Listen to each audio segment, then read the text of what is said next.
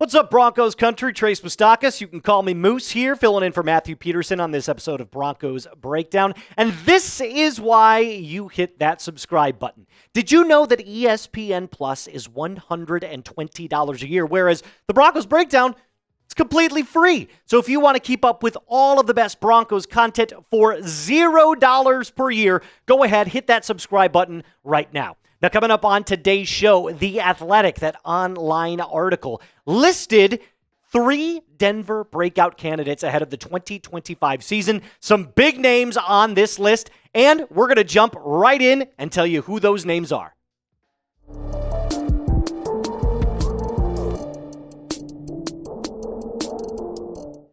Let's not waste any time. The first guy on the list, you know who he is, the glorious king himself, quarterback Bo Nix. Now, this guy, Nick Kosmider, I think I'm saying that right, Kosmider? However you pronounce it. He's a writer for The Athletic, and he's the one that came out with this article. And here's what he had to say about Bo Nix going into the 2025 season.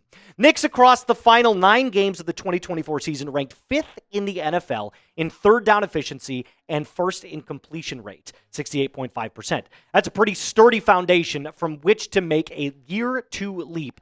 And the odds of that kind of improvement from Nix could increase depending on how the Broncos emerge from the draft. Now, everything does kind of matter about the 2025 NFL draft, so we're going to wait to see what the Broncos do there. But if we're talking about last season for Bo Nix as a rookie, these are pretty awesome numbers for a rookie quarterback. And outside of Jaden Daniels, we're talking about the second best rookie quarterback in the entire league. I mean, if it wasn't for Jaden Daniels, I think you have a strong foundation to make Bo Nix the rookie of the year.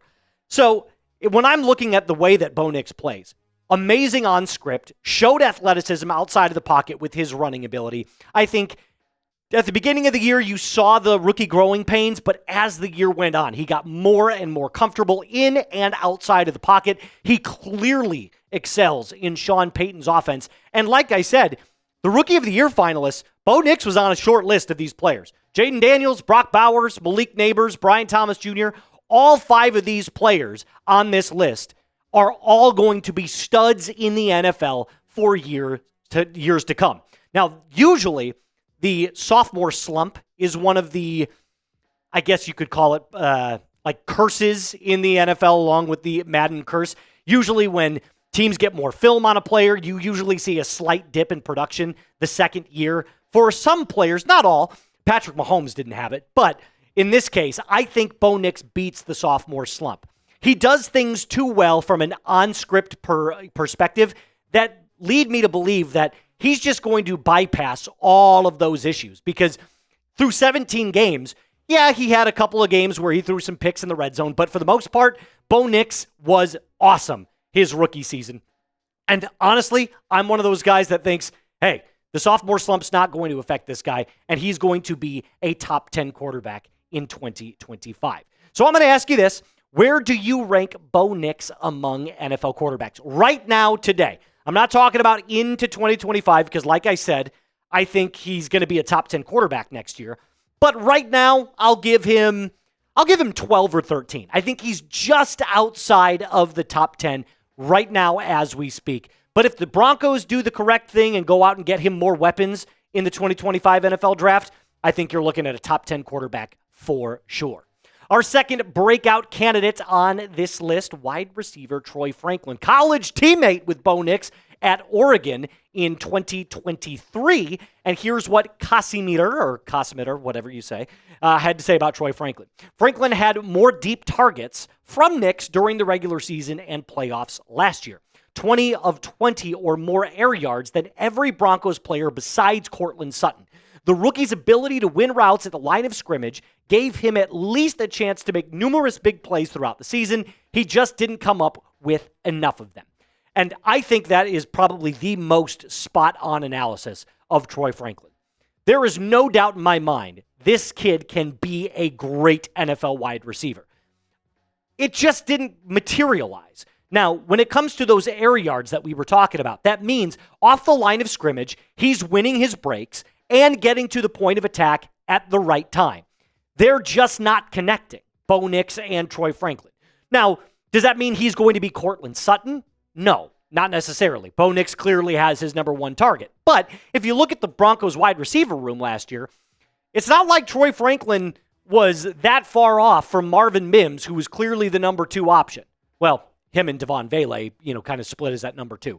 But if we look at the Broncos passing attack, I think we're missing a glaringly obvious issue.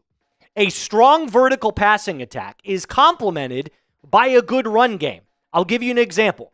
If the defense doesn't know that you're running the ball, and you go back on a play action and stretch the field on a vertical go route, you can absolutely fool defenses into getting chunk yardage plays on the ground or taking it off the top and throwing it deep. The Broncos had an awful run game in 2024. We saw it every single week. They just weren't good enough.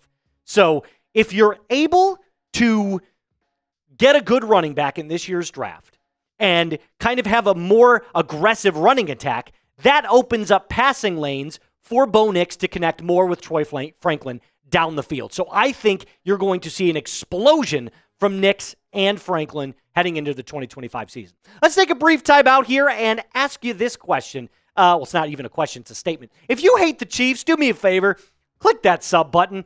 We're trying to win the AFC West outright next year, and I think we have a great chance to do it. Don't jinx it. Click that subscribe button if you hate the team from Kansas City. Okay, our third guy, Audric Estime.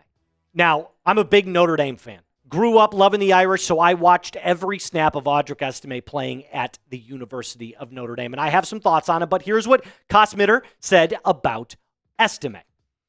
If Estime can gain Peyton's trust as a pass blocker and show better ball security during his second training camp, it wouldn't be a surprise to see him step into an impactful role in 2025.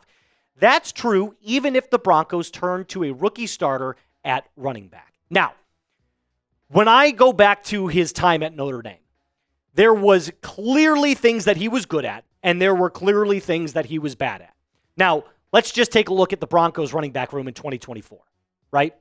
Javonte Williams is out the door, but this was what you had together. This is not good.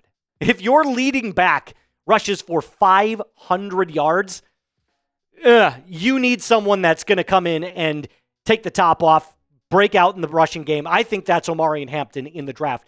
But Estime, in my opinion, out of all 3 of the guys remaining, has the best chance to be the breakout running back candidate. Now, at Notre Dame, he was an excellent low center of gravity back.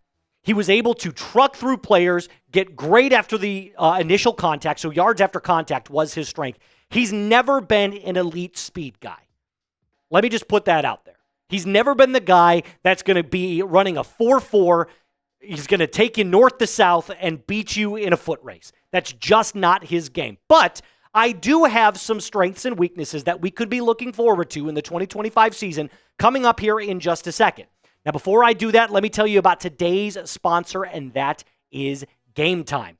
Game Time makes getting tickets so much easier. All you have to do is go to your app store right now, find that black box with the white G in it. It is super easy to go look, and download the Game Time app. Whether that means you want to go to a Rockies game, a comedy event, a concert, it doesn't matter. Game Time is going to have you hooked up either way. They've got killer last-minute deals, all-in prices, views from your seat, and their lowest price guarantee. You can save up to 60% off buying last-minute tickets for sports, concerts, like I said, comedy events, and theater. They've got all-in pricing. You can toggle this feature, which shows the total upfront with no surprise fees at checkout. Take the guesswork out of buying tickets with Game Time. Download the Game Time app, create an account, and use code CHATSPORTS, that's CHATSPORTS, for $20 off your first purchase. Terms do apply. Again, create an account and redeem code CHATSPORTS, CHATSPORTS, for $20 off. Download the Game Time app today. Last-minute tickets, lowest prices, guaranteed. Now, Estime's strengths. I know it said he has to increase his skills as a pass blocker, but let me explain this really quick.